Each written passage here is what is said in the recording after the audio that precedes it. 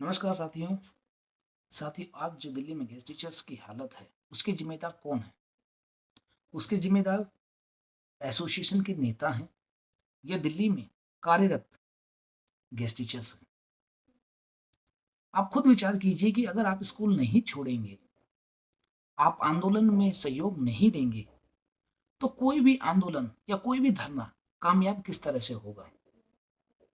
2019 में आप सभी लोगों ने स्कूल छोड़ा या कह सकते हैं स्कूल से आप लोगों को निकाल दिया क्योंकि कॉन्ट्रैक्ट खत्म करके आप लोगों को मना कर दिया स्कूल के अंदर आने से।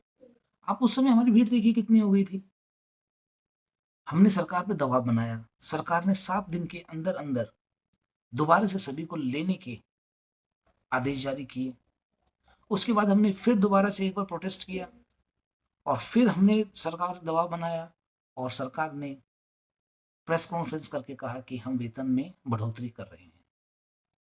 परंतु उसके बाद क्या? हम लोग शांत बैठ गए क्योंकि सरकार ने घोषणा कर दी है, अब हमारा काम हो जाएगा।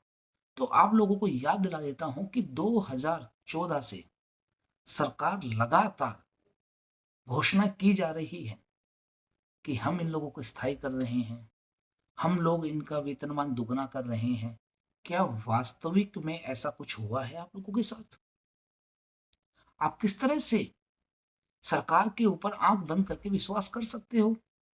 जबकि आप अच्छे से जानते हो कि आप में से 90% गेस्ट टीचर ओवर एज हो चुके हैं, जो अब डीएसएसबी का फॉर्म भी नहीं भर सकते हैं और डीएसएसबी लगातार भर्तियां निकाल रही है, जो पहले नहीं निकाल रही थी जब हमारे पास एज थी। ऐसे में नए टीचर्स आएंगे और हम लोग धीरे-धीरे करके घर बैठ जाएंगे। लगभग 8 से 10 हज़ार तो अभी बैठ जाएंगे और लिस्टें आनी शुरू हो चुकी है, आप देख सकते हैं। उसके बाद उसके बाद क्या करेंगे? उसके बाद धरना करने से कोई फायदा नहीं है क्योंकि आपकी पोस्टों पे तो पहले ही टीचर्स आ चुके हैं। नई पोस्ट सरकार क्रिएट करेगी, लगता है आपको ऐसा? अगर सरकार हमारे साथ होती तो पहले ही कोई समाधान निकाल चुकी होती। अब हमारे पास सिर्फ एक ही विकल्प है, चाहे आप खुश होके वो विकल्प को अपनाओ या दुख होकर आप उस विकल्प को अपनाना, वही विकल्प पड़ेगा लास्ट में आपको। और वो विकल्प है कि आपको रोडों पे आना पड़ेगा, आपको आंदोलन करना पड़ेगा, आपको त्याग करना पड़ेगा 1403 और 1445 का।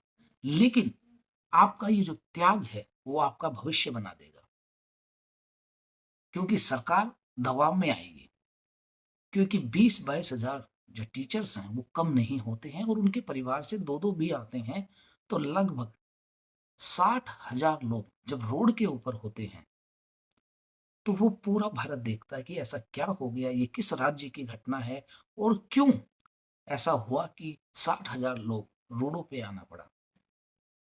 और उसका कारण साफ होगा कि हमसे बार-बार प्रॉमिस किया जाता है। आधे से ज़्यादा भारत को तो ये लगता है कि दिल्ली के गेस्ट टीचर स्थायी हो चुके हैं।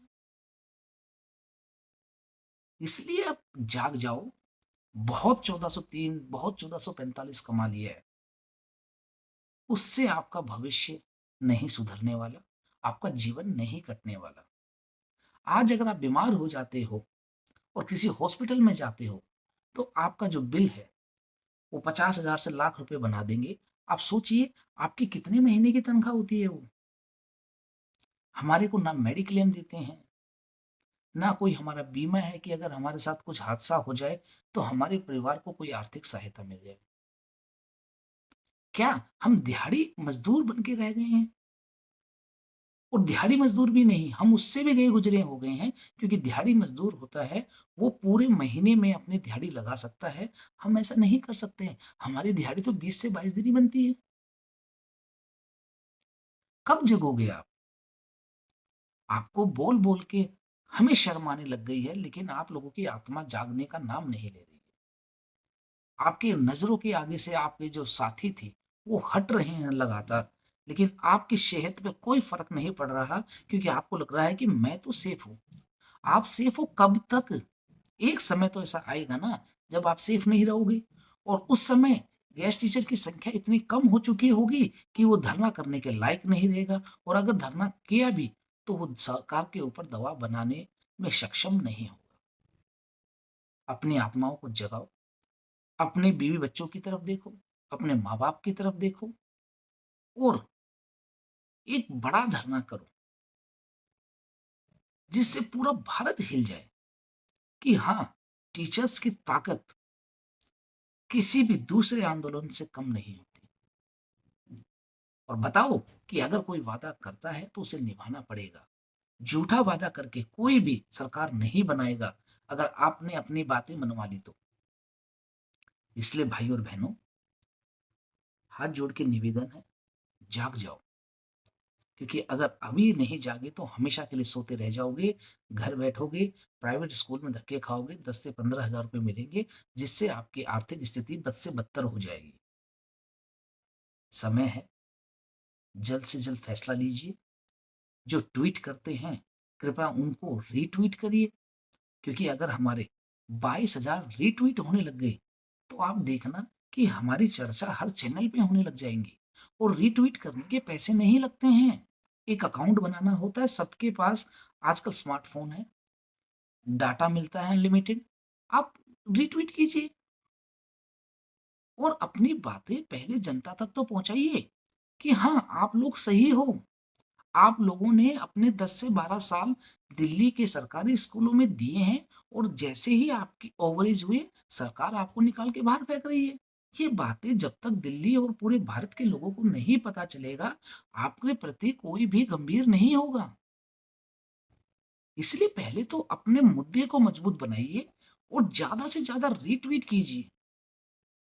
ज़्यादा से ज़्यादा मैसेज जो होते हैं, उनको शेयर कीजिए ताकि हर गेस्ट टीचर्स को पता चले कि दिल्ली में गेस्ट टीचर क्या करने वाले हैं और किस तरह से हम उस आंदोलन से जुड़े। अगर आप ऐसा करते हो, तो निश्चित तौर पे आप लोगों की जीत होगी, 60 साल की पॉलिसी बनेगी और जो आपका वेतन है, वो समान कार्य समान वेतन दिया जाएगा, आपको मेडिकल फैसिलिटी भी दी जाएगी, इसका मैं आपको विश्वास दिलाता हूँ। आशा करता हूँ कि आप मेरी कही गई बातों पे विचार करेंगे अपने भविष्य के लिए, अपने माँ-बाप के लिए, अपने बीवी-बच्चों के लिए और आगे से जागरूक होके एसोसिएशन का पूरा साथ देंगे। धन्यवाद।